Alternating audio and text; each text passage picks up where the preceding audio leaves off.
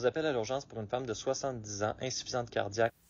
Moi, je suis intensiviste. Donc, si on m'appelle, c'est parce que la patiente va vraiment pas bien. Donc, la première chose que je vais vouloir faire, c'est d'aller la voir. J'ai pas le temps d'aller brancher ma clé DSQ. J'ai pas le temps de passer 1 heure dans le dossier à le réviser. Je vais aller voir la patiente pour évaluer ses A, B, C. Airway, breathing, circulation. A, airway. Je vais voir, est-ce qu'elle est en train de protéger ses voies aériennes? Est-ce qu'il y a un plug? Est-ce qu'il y a quelque chose qui fait en sorte que je vais devoir l'intuber imminemment? B, OK, sa respiration, son système respiratoire. Donc ici, on voit qu'elle désature. Elle a des bons besoins en oxygène quand même. Je vais essayer de brièvement ausculter ses poumons pour voir est-ce qu'il y a quelque chose que je peux identifier. Est-ce que c'est symétrique? Est-ce que c'est unilatéral comme atteinte? Est-ce qu'il y a des crépitants? Est-ce qu'il y a des sibilances? Pour essayer de m'aider à établir un diagnostic. Et c'est sa circulation, donc tout ce qui est perfusion, ses pressions. Ici, ce que je vois, c'est qu'elle est hypotendue et qu'elle est tachycarde à 125. Je vais aller prendre un pouls. Est-ce que c'est régulier, irrégulier? Je vais essayer de demander potentiellement un ECG. Je vais vouloir que cette patiente-là, qui a l'air instable, soit dans un endroit où elle est monitorisée. Si elle est à l'urgence, on l'amène en réa. Si elle est à l'étage, ben, je vais essayer de la descendre aux soins intensifs ou dans une unité coronarienne, peu importe où il y a un lit qui est monitorisé. Donc ça, c'est pour stabiliser sa patiente.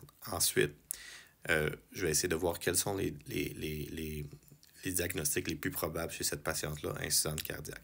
OAP, donc un œdème aigu pulmonaire. Est-ce que c'est... mais pour ça, je vais essayer de confirmer mon diagnostic. Est-ce qu'il y a des choses qui supportent mon diagnostic? Est-ce qu'elle a reçu beaucoup de liquide? Est-ce que je connais sa fraction d'éjection? Est-ce que je peux faire une écho cardiaque pour aller voir justement est-ce qu'elle est en défaillance cardiaque? Une écho pulmonaire également. Mais j'ai aussi cherché des choses qui vont contre ce diagnostic-là.